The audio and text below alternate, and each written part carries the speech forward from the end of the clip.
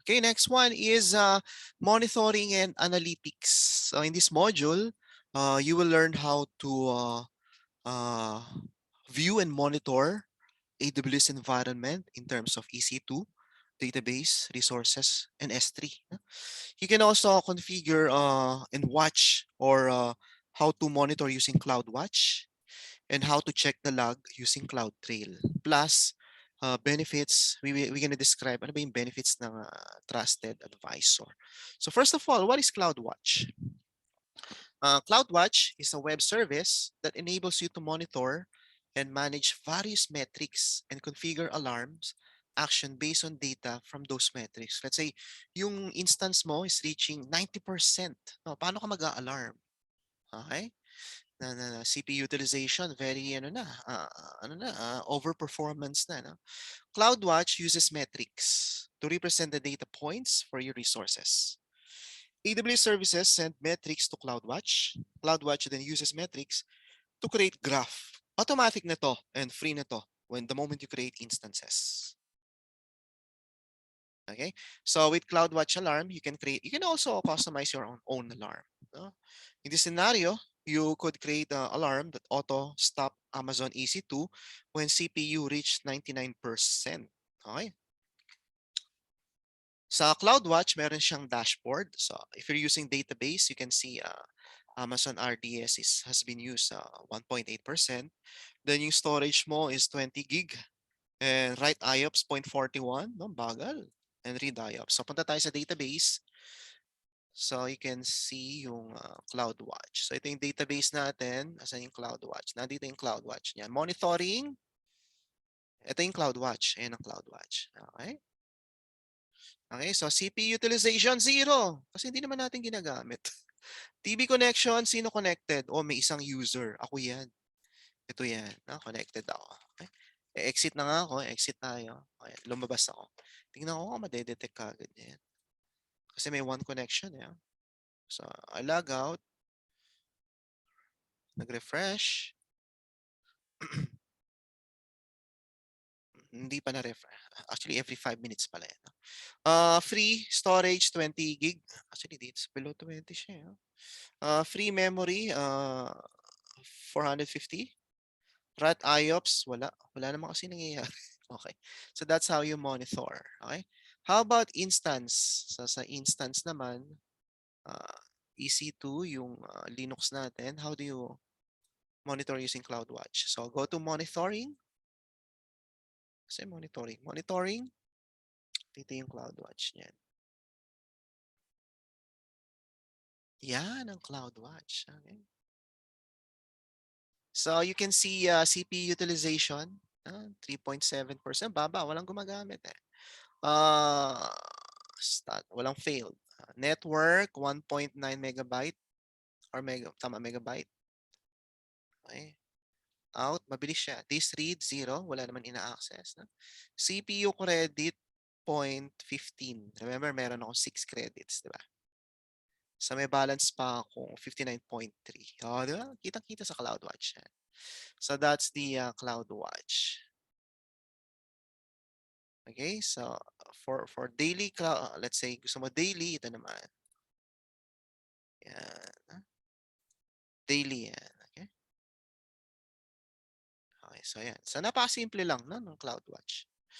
Next is Cloudtrail. What is Cloudtrail? Cloudtrail records API calls for your account. Let's say someone would like to access agreement. No? Magsisend yan ng API request. That API request will be recorded. No? Which includes sino yung caller. Makikita ka. No? Yung time ng caller. Saan galing? Anong IP address? No? You can think of Cloudtrail as trail. So ito yung breadcrumbs. No? Which logs every action you made. No?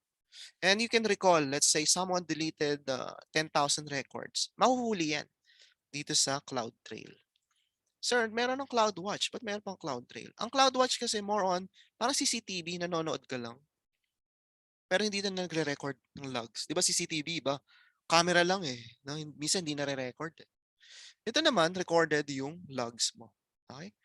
Cloudtrail, typically within 15 minutes. 15 minutes yan. So, Cloudtrail, you have to enable this. Punta kayong Cloudtrail. Yun na, Cloudtrail. And then, create trail. Okay, let's say trail name, Chris. Lahat nangyayari sa buckets. Gusto kong i-monitor to. Ano? Sino-sino ba nag-access sa picture ni Heart? Next. Ay, nako, may alias pa. Hindi ba pwede existing na lang?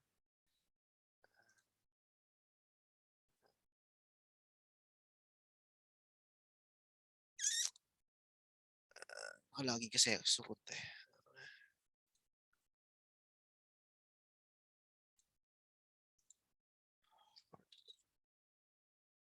Choose ko si Heart bucket. Yung bucket ni Heart. Saan yung bucket ni Heart? Yan. Monitor ko yung bucket ni Heart. Baka mamaya dinidelete yung picture ni Heart. Next. Yeah, management. So what kind of event you would like to logs? Management event na lang. Huwag na yung data and insight.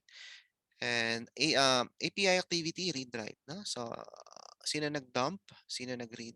Okay. Yan. So yung logs will be dumped dito sa logs.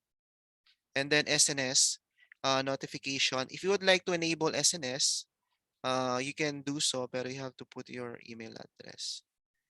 Saan yung SNS? Enable. NSS topic ito. Then, kaninong email babagsak?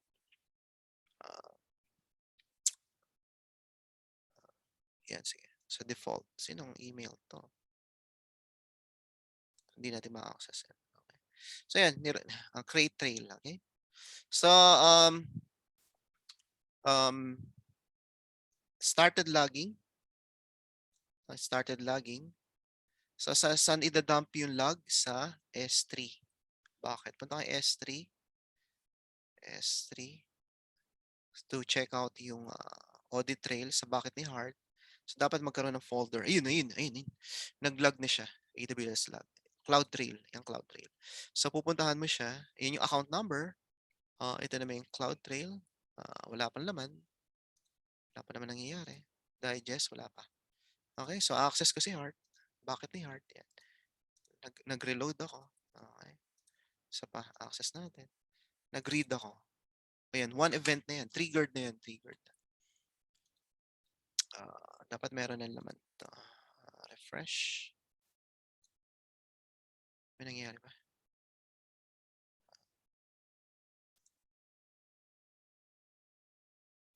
Third question. Wala pa pala 15 minutes. Sorry. Di ba ano yan? Ayan, Cloudtrail within 15 minutes. So, babalikan natin yan. Sige, question. Sir, dito kasi sa sa CloudWatch and CloudTrail, makakapag-create ka ba ng events? For example, nag-failed yung HTTP service mo. Pwede ba niyang i-email sa mag-email. user? Oo, mag-email yan sa user. Okay. So, pwede. So, hindi ko lang ma-demo eh. Teka, demo ko. Mag-email yan. Kasi kailangan mag-login ako as root eh. Pero mag-email yan. Lahat ng event, let's say, successful ba yung creation ng instance, successful ba yung termination, mag-email siya using SNS. Okay. I-compare ko lang, sir. For example, kasi meron kaming SolarWinds for monitoring eh. Since Okay, that's meron na good. kasi siyang dito, CloudWatch and CloudTrail. Kailangan, for example, magma-migrate kami into AWS. Kailangan pa ba namin mag-SolarWinds since meron ito? Hindi, ang SolarWinds kasi ano siya, minomonitor niya yung mga hardware events. Let's say, nag-down yung isang server, di ba? Ito ba siya, may hardware events ba siya? Or Yeah. You mean, let's say, nag-down tong server. Yeah, pwede rin, Cloudtrail. Kasi minonitor ko lang S3. Pero you can also monitor server instances. Pwede, kung instance is nasa Amazon. Yes, So let's say, gusto ko, wanna monitor what's happening to EC2. Okay. So gagawin ko yan ng Cloudtrail. Okay. So ito kasi CloudWatch lang yung free. Kaya gusto kong Cloudtrail. Okay.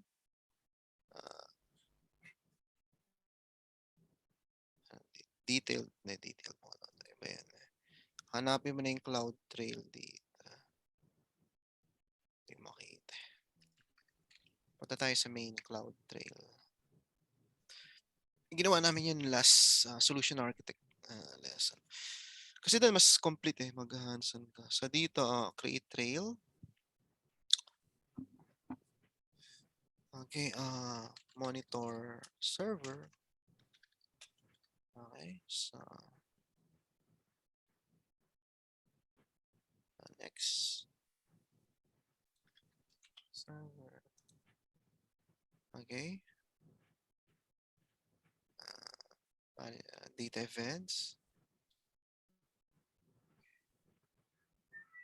Event source.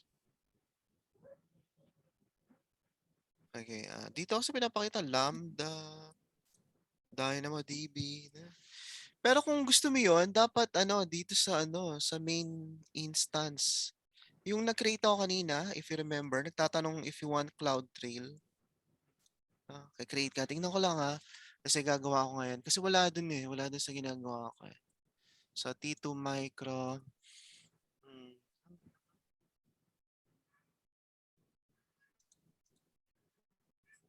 Ayun. Monitoring, okay? Enable CloudWatch, yun. I see. Asan yung Cloudtrail? So mas maganda na rin pala talaga to, sir, na hindi mo na Oo. kailangan mag-purchase ng third party na Oo, yung monitoring monitoring. tulad ng solar. Nakakainis yun di ba? May bayad pa yun. Kailangan meron ka pang Yes, sir. specialist sa AWS, sa SolarWinds So dito, malalaman mo. Tingnan mo, pakita ko sa inyo. May 15 minutes na. Wala pa yata. Close ko na nga itong iba. Dami masyado.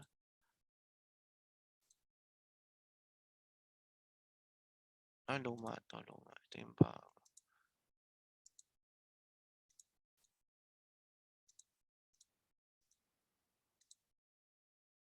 Ay, ba't nawala? Patay. Nawala yung ko. Console ko.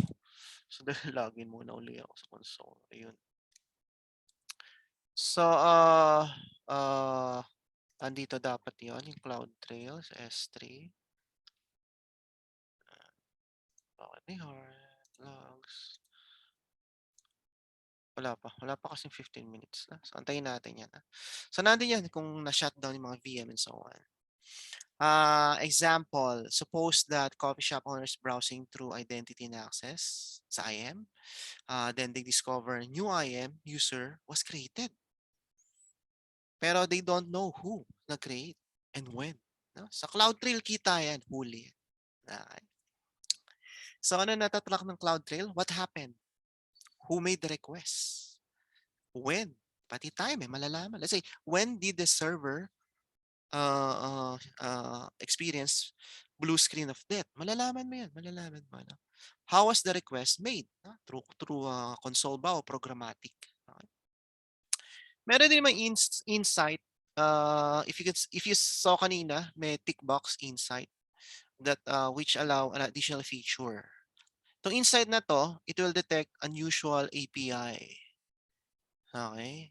Talagang deep dive siya. Masya-check niya, anong klaseng API ito? Ba't siya nagkukwiri ng ganun? Example, Cloudtrail Insight might detect higher number of EC2 instance.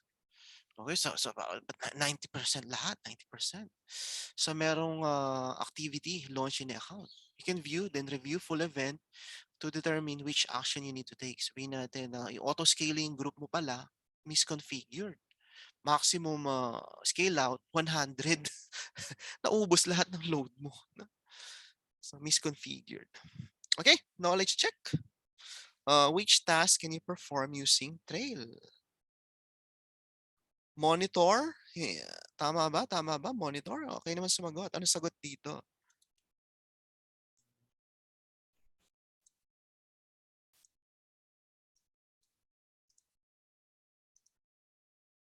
Knowledge check.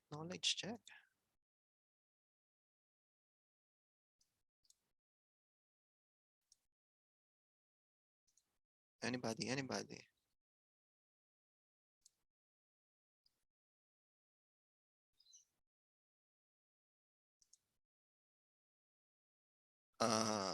So which task can you perform using Trail?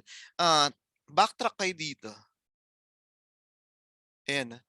Which task can you perform sa Cloudtrail? Ayan. You can detect what happened. Who made the request? When? How? No? So, ang sagot doon, sorry, CloudWatch pala. Cloudtrail pala to. Sorry. Which action can you perform sa CloudWatch? CloudWatch. Yan. Allows you to monitor. Yun ang keyword sa exam, monitor, no? Ako hindi ko na pinapahaba. No? Kasi the more word you put into your brain, the more effort you need to remember. Okay, so which cloud? Labo naman. Ano ba yung tanong? Cloudtrail ba? CloudWatch? Teka, Cloudtrail, hindi monitor. It tracks activities. Nalito na ako. Sandali. Cloudtrail pala question. Cloudtrail. Bakit Cloudtrail? Hindi CloudWatch. Saan nasagot dito? User. Track user activities. Does it view? Does it view? Wala eh, di ba? Log siya eh. No? And graph? Yung Cloudtrail ba merong monitoring graph? Wala, di ba? CloudWatch yan. Okay. So, hindi ito sagot. Does it filter logs? Yes. Cloudtrail siya. Di ba? Filter logs. Does it configure auto action? Hindi. Wala siyang event-driven. Logs lang siya, di ba? So, yun ang sagot. Filter logs and track user activities. Okay. Cloudtrail. Next, what is trusted advisor? Trusted advisor is a web service which inspect the environment and provides real-time recommendation.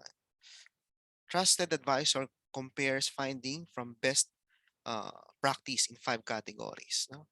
Cost, performance, security, fault tolerant, and service. No? So if you're gonna go to trust advisor, parang ito yung sabihin, overutilize ka na sa AWS mo, no? It will tell you super duper traffic na yung sa'yo. Asan na yung aking AWS? Ano?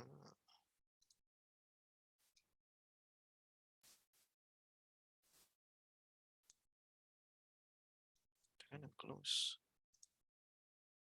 Ito ba yan? Ayan. Trusted advisor.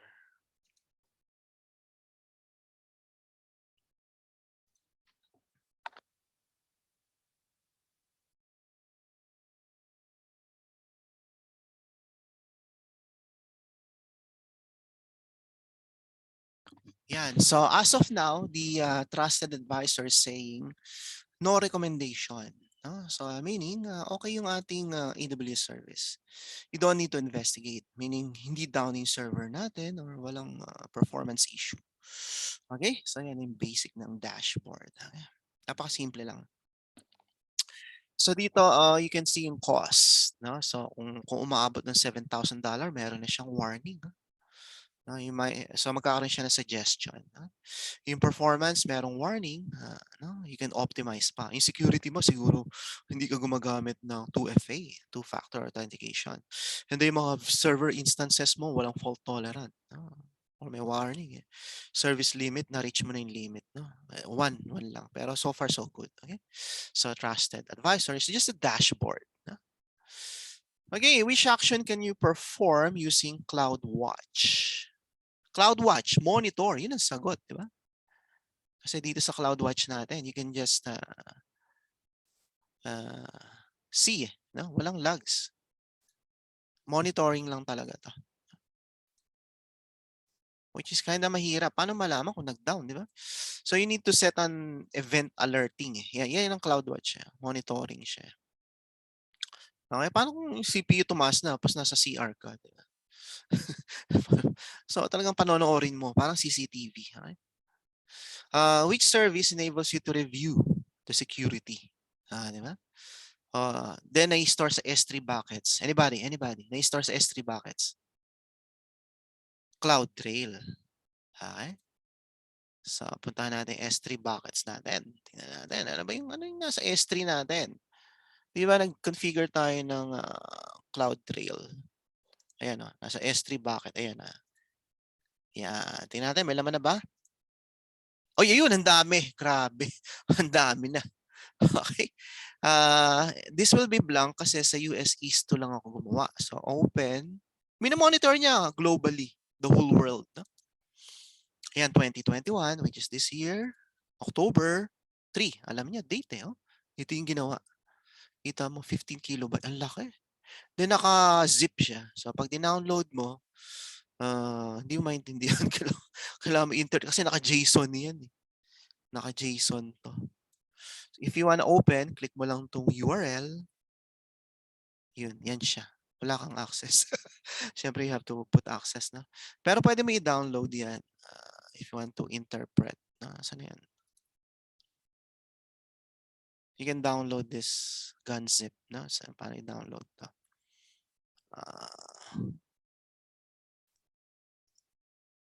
Save link as. Ayun na. Then, save ko sa AWS. Ayan. So, nasa AWS na siya. Sa data. Saan ko sinave? Ay, forbidden. Hindi pwede download. So, you need to set permission. Babalik ka na naman sa permission. Okay, so lagyan natin permission. Trabaho, no? Permission. Naka-read light, ha? Ano yung naarte nito? Okay. Pagdating dito, permission. Ayun, download. Ayun, ayun. Ayun, na-download ko. Naka-JSON format. JavaScript notation. So, ito yan. Cloudtrail. Yan. Laki nito eh. Yan na. So, ayan yung logs mo. What's really happening. Okay? And you need a JSON format program to open this. Pero so far, you can read naman. Pero you need something, JavaScript reader dito. Okay? Source, ayun no, kita mo. Okay, source. Saan galing? Okay, huling-huli. Sino yung hacker na yan? Okay. Okay, so yun ang ating 7. Any question? So break muna tayo ng 10 minutes para ma-save ko itong let's resume after 10 minutes. Okay, any question? So far, wala pa naman? Wala na. Answer. Okay, so I'm gonna end muna yung session. Then let's see after 10 minutes. Okay, see you. Bye.